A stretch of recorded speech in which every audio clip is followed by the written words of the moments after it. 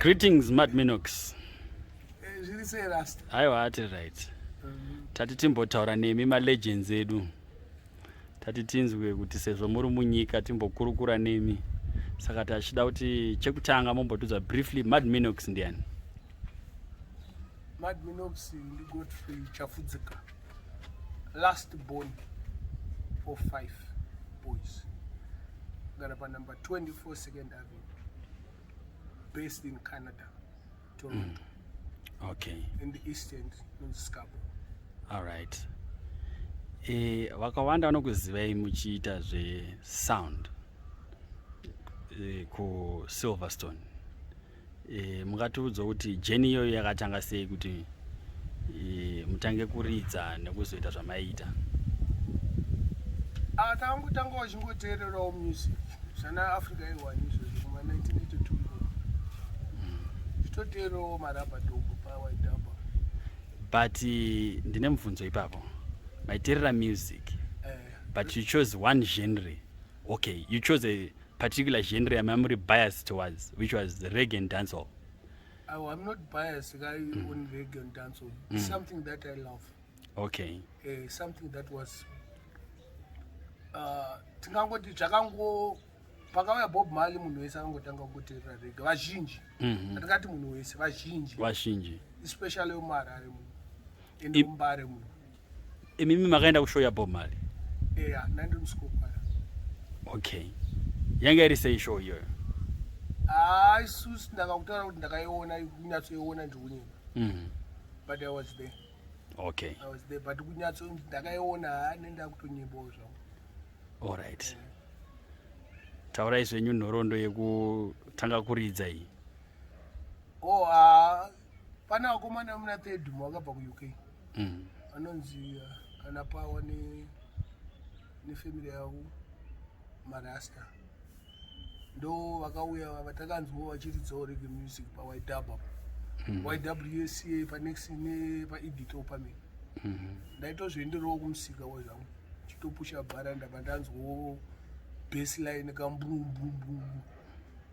Handadzoka kaenda kodongorera kuti chinda ndaona zvapa rine maspika ane mahombe asati tamboona nevanhu vane musoro dzatisati tamboona.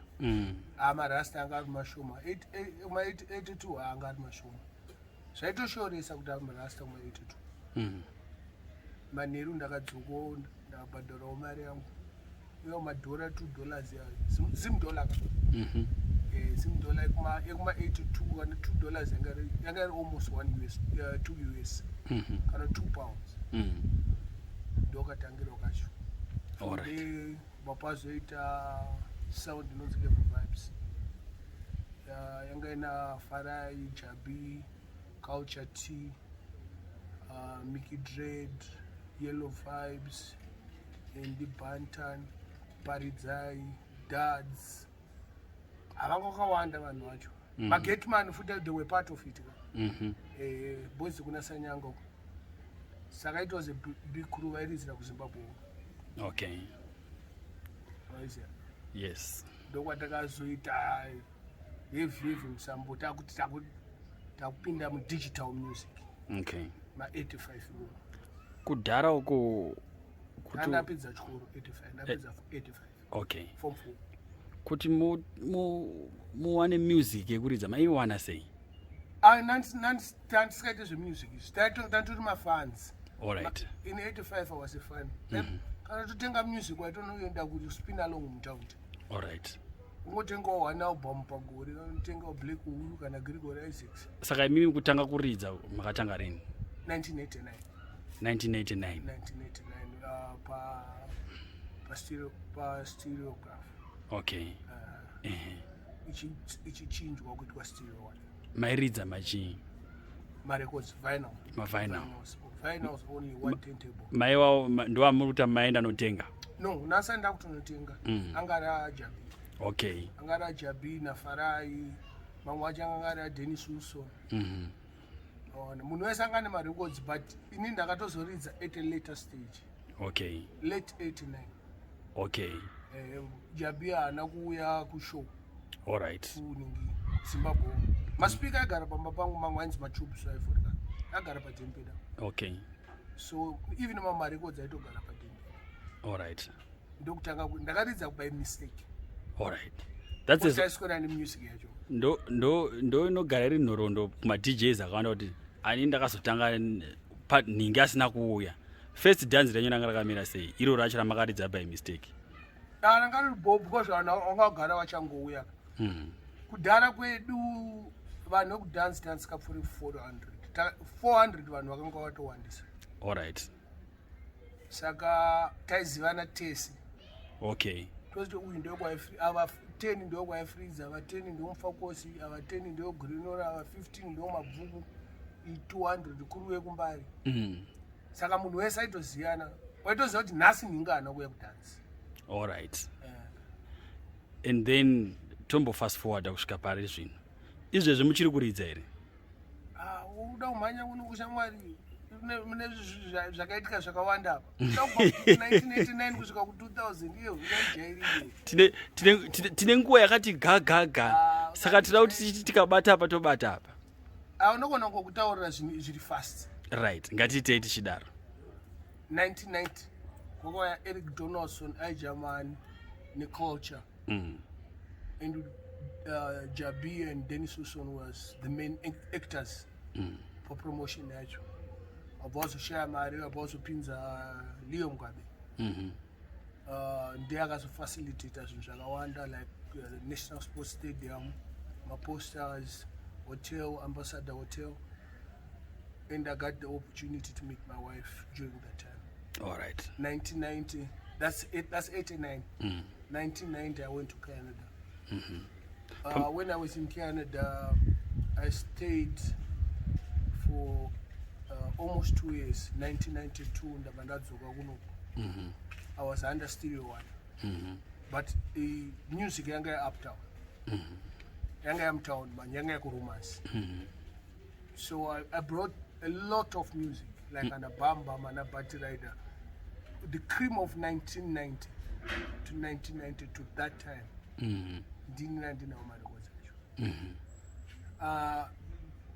Jabi and the management vakandipa $30. Inchizout paget paitwa almost 3,000. All right. Because indoverenga vanhu kai. Tanga tisina kuwanda like I said.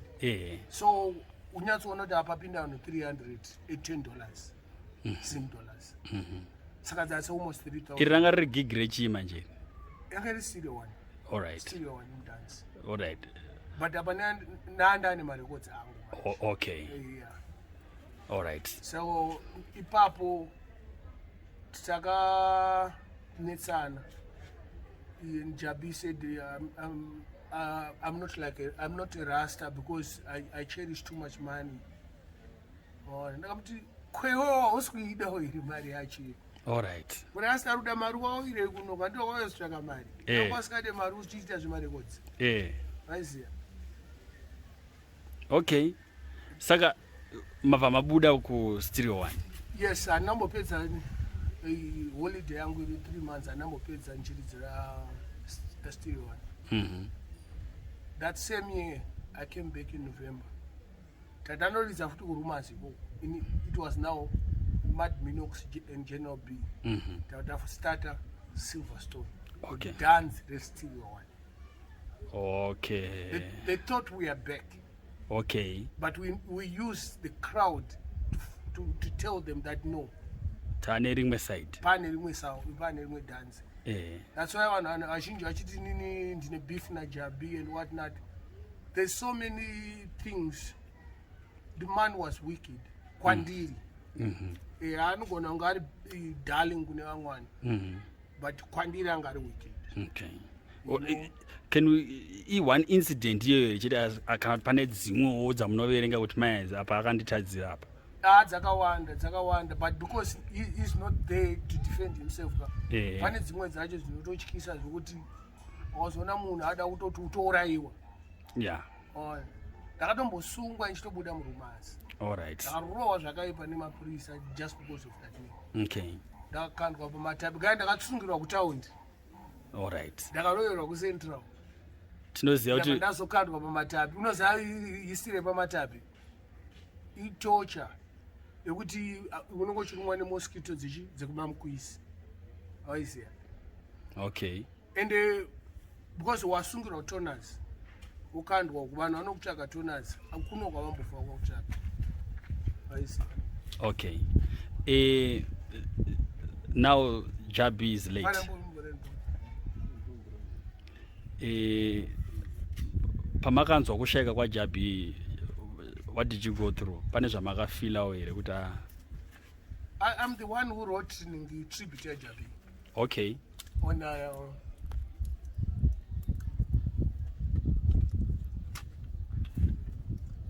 Facebook, and people steal it. Okay. You know what I mean? Yakabiwa nani? Plenty. All right. Plenty people, you know. And they act like they know things, but they don't know. Okay. And the real players, Arimo Washinja, they are what we call mic shy. All right. Abadu kutaura history yake. Vanomirira kutaurwa history nemumwe munhu. Okay. You understand? Yeah. Because vanoerega music vakawanda. But time andakapinda 1990 is in fact 92 andakauya. The 90s was the best and we ruled it. Silverstone ruled 90s. Hakuna sound yakarula 90s like Silverstone. Tyre kwese Zimbabwe, yes. Okay. We're like 25 of us. About 7 selectors. Tyre split akuita kana one my sound for. Saka masplita kudara papasina demand reunza isusu tikuda Minox, and then you find yourself kuti Minox ari kuda 4 gigs. My friends are say papa. No munhu wese angane duty rake. You create your own crowd. Okay. You create your own fan base. Patone vamwe vanhu vaitoda ningi Jungle Man. Pane vamwe vaida kutoda Mickey Mouse. Pane vamwe vaida Junior D. Unzwa? Pane vaida Junior D na Mad Pros. Pane vamwe vaida ngonzwa bango chete. Kutone vamwe vanhu vaida ngoona Minox. Vasikade kundinzwa kana kuridza record vasikade. Vaida ngondoona chete. Because it was more style and fashion. Ndaiwe nehembe dzakawandisa. Okay. You know, from Patrick Ewing, Travel Folks, SPX, British Knights, Fila, most of those things in my click suits. Yes. Hakuna munhu akapfekera na kango nini. And hakuna munhu anopfekera na kango nini up to now. Kana aripo even aripo kana kuEngland. All right. Hapana munhu anofa akatenga kango sini. Saka ndo label yenyu iyoyo. Yeah. Inini I had style. Kana muchiti I had zvorwa kuti izvi zvamusisina here? No, because it was a period yekuti waita ndaita outstanding. Okay. People can easily recognize me. Right now I can blend in with people, my locals, because Mbare, Mafeki, Chi. And I want to use my money to buy fake Versace. Yeah. Use my real money. No, I don't do that. Everything I wear is real. Okay. Even a t-shirt katakarwaika. Katorika brand name. Can you go boss? Okay. So how long have you been based in Canada now? 30 years. 30 years. 30 years strong. Ndakaenda 19 May. So kuti mato citizen yeko? I've been a citizen of Canada since 1995. All right. And muri koko amuda kuda kupesua zvekuita zvokuridza? Andinambobvira ndamboridza 1 record kuCanada. Okay. Ndaisenza. All right. Ndinosenza. All right. I'm a graduate. Yes. Yes, I'm a graduate. I'm an electronics engineer. Oh, nice. I can show you my certificate. I actually have them. Okay. I can show you, and you can take a picture of it. But toti pane vafana vechidiki varoda kudzidzira kuti takangonzwa mudhara Minox chichi munokwanisa kuvadzidzisawo here zvekuselecta? Hazvidzidziswe munhu izvi. You have to be just around it. Okay. Kuridza marecords hautange nekuridza marecords. Unotanga nekuna mamaposta. Unekusimudziswa maspika. Ona. Nekutobatiswa kana tambo, unzibata tambo, donza kupeta tambo chaiko. Mapana wakawanda akangotengerwa ka laptop mai manje ato DJ. Wazviona? Asi kuti posta nona mwasei. Mari maposta acho anomboita mari. Ende zvinoita kuti dhanzi racho rinzi rakuitwa mapurisa anobhadharwa mari tsamba yemapurisa unotanga uchiti chi you don't tell mapurisa kuti I am keeping a dance at Stodado. I am asking right unotokumbira even wakabhuka mapurisa anokumbira all right and vanogona kukunyima venue even wakaibhadhara but tingade kufananidza here nguva yenyu imimi nenguva yaizvezvi panyaya dzese idzodzo dzakatosiyana because time yedu isusu kwanga kusina alcohol mudance payakaenda uptown payakaenda kurumasi kudhara munhu vazhinji vaiputa mbanje saka muri kundudza kuti kwanga kusina masales emabeers nechichi kumadhanzi enyu auone munhu usikaone munhu akadhakwa mudhanzi vanhu vanenge vakarohwa nedhobho dzavo tichinwa madrinks edu nemazai nemaboni dzebhanzi nematofi nemaminzi ndo yanga iri aitakona okay saka tongoti dhanzi iri kuita pondo kana une $4 haunenge uri rich unenge wakapinda zvekuti because kuenda kuhighfields kwaita 25 cents kana nema-emergency taxi mapijota aya 4 apa drink kuita 25 cents zairi kuita 10 cents zvina zvanga zviriko zvemasensi saka waitosvika makiseni zvichingofaya hautori correct sezvo ndambotaura kuti interview yedu haina kureba stereki tinoda kuti tifambe chikamu nechikamu right now Minox vari kuita nezvei tikuita inonzi social community thing yatiri kuita manje mavideos kunyanya edu muarea mangu muno muna second avenue first Mhlanga but I'm trying to branch out now ndakuenda kunational Mbare national chitry kuda kungoratidza vanhu the awareness kuti pane zvimwe zvinhu zvinenge zvichiitika zvokuti vanhu vanofota hazviswiti. Now many people know you for your YouTube channel Ghetto Crown. Yasimudzira ghetto artists akawanda nine fanchoga ndakatotanga kutomuonawo pachannel penyu. How did that come about? Kangouya wakawinzwawo nevapana anonzi Boskawara wangauya paReal Music. Saka ndine artist wangu ndiinterviewo uchichi ndakandangomuinterviewa. All right. Tadangoposto abablower. But to my understanding paakabvunzwa onzi with Ghetto Crown King akati handizivi. Pamwaiziva kuti Minox? Handizivi. And that was the only and the last time andakamuona. Okay. But he didn't recognize me. Okay. Ekuti inini ndindakamupa that first step.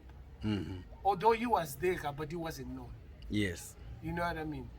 Handisiti ndinomuimbira zvangu. Ane dzungu rake kana achinzi anopenga ndisi ndakamuti anopenga. Ukanyatsotarisa video iye ndiye akataura kuti vanhu vanonditi ndinoita se ndinopenga. Okay. Ndabva ndamubvunza kuti unopenga. Zvakanzi handipenge. Ndakati munhu anopenga ukamuti anopenga anokurambira. Hakuna munhu anopenga ukamuti anopenga kuti anobva abvuma kuti ndinopenga. But ndokona kubvumira kuti ndinopenga. All right. Because ndoziva kundopenga. But inonzi mafirst makatanga rini kuita zvemavideos izvozvo muchiinterviewa muchiita sei channel yenyu yeYouTube makatanga rini? The first channel was 2009. Okay. It was Minox Silverstone. And the second channel was I think 2010. It was Ghetto Gladiator. Ndakaivhara ndega. And Ghetto Crown, I think it was 2013. Aim yenyu yeGhetto Crown pamene muchiita mavideos aya kuita sei? First of all, do you know vanhu vatomboziva kuti Ghetto Crown King zvakabva kupi? Ghetto Crown King is a song yakaimbwa naBounty Killer. All right. Iri paRhythm inonzi Navy Blue. Wakaenda paYouTube Ghetto Crown King iri paRhythm inonzi Navy Blue. Ndo pandakatora zita iro. All right. Ndokuti Ghetto Crown King. Okay. Waiziya? Yeah. And asi Bounty Killer chete akaimba. It's a lot of people but inini yaBounty ndinakidza.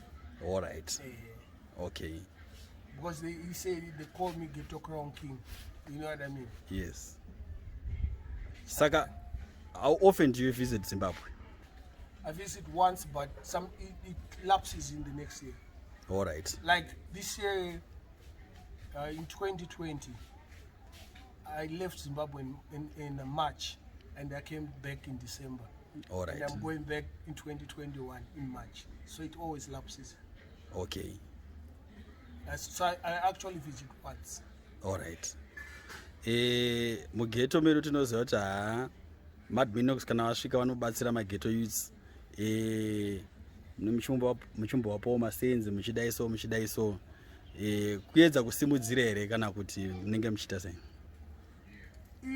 Wakati kubatsira manje unenge wati ndosupporta. I don't help people. All right. I just support what's there.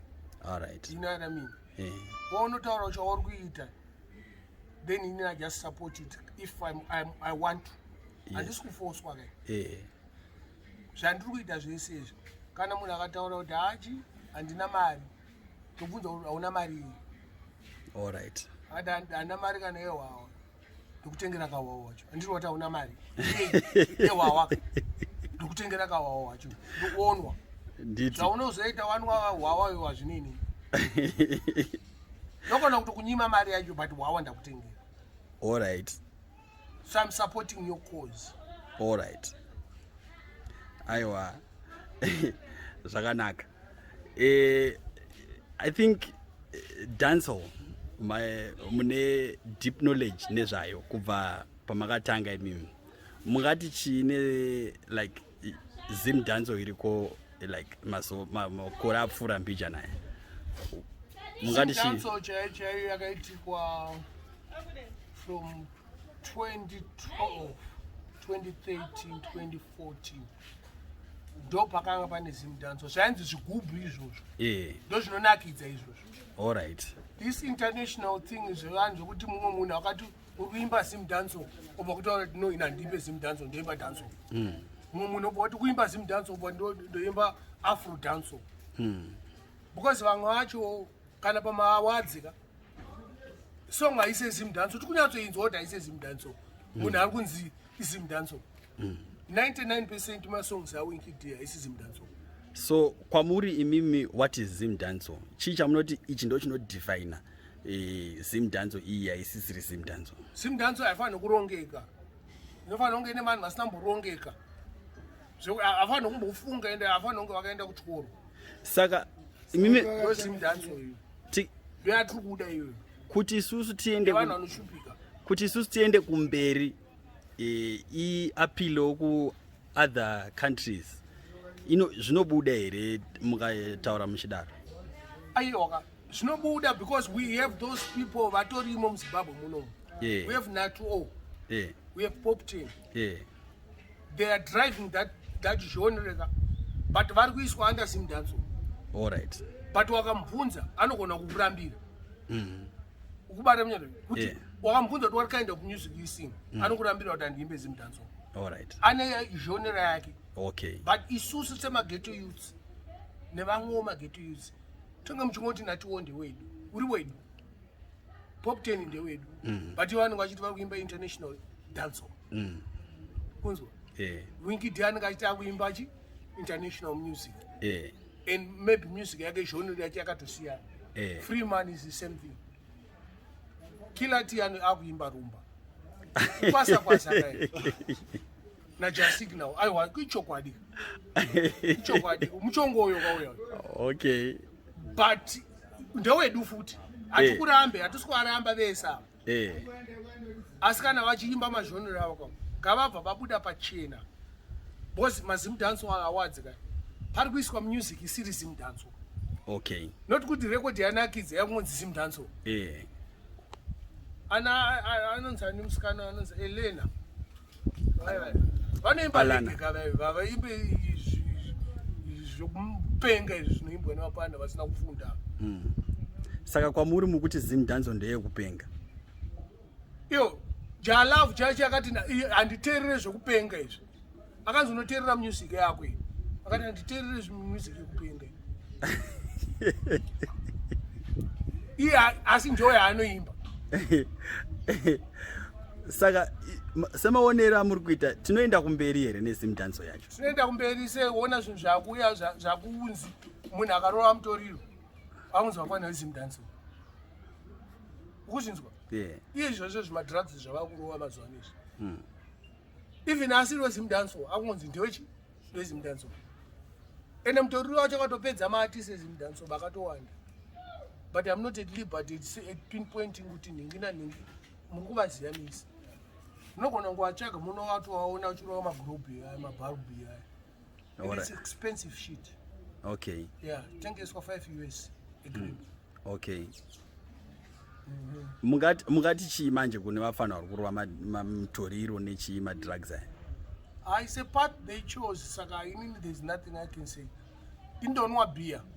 Saka inini ndiri very against nevanhu vanonwa musombodiya batutu.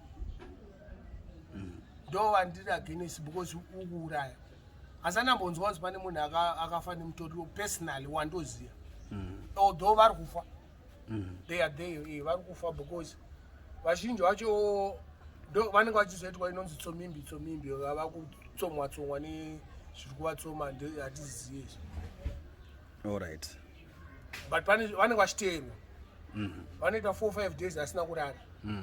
Unofunga kuti upenyu here 4-5 days usina kurara. Aiwa. Kana takagara pasi tinoti taura nyaya iyi. Aiwa, hapana zvatinotaura. Wazviona manje. But isusu zimdancehall yedu haisiye izvozvo zvemadrugs. But wakatarisa iwo kubva anywhere in the world, kubva kupasapasa yekujamaica yainzi pasapasa chaiyo, the original pasapasa. Aiita pasapasa yayo aiita nidhadhasi. Wazoona ainzi president. Munhu aitengesa madrugs. Handiti pachiitwa zvereggae music. Because do you remember hakuna music inonzi dancehall. Ireggae music. Zvese zvavakuimba zvana afrofusion izvozvo kokoko kujamaica haisi reggae yeyo. Hip hop yavakuimba yeyo. Isozi yareggae isusu. Ina handambobvira ndamboridza dancehall, ndoridza reggae music. Okay. Wazoona. Vapana vemazuva ano vakadzokera futi kumashure pakatangwa mapasapasa chaiwo. Tarisa kuti ndani munhu ari behind pasapasa iyo anenge achitengesa madrugs. Saka anenge achitengesa kana ngoma kofusirapi kabhuronkiri, otengesa mbanje, otengesa anything to do nezvekudhaka. Saka it's just a movement popular drug lords arikuda kupusha product rake. Yes, because akaunganidza maghetto youth ka. That's why ndati maghetto youth mazhinji ka afungega. Sometimes vanoita kufungirwa. Wakaunganidzwa vanenge vakuita kufungirwa nemwe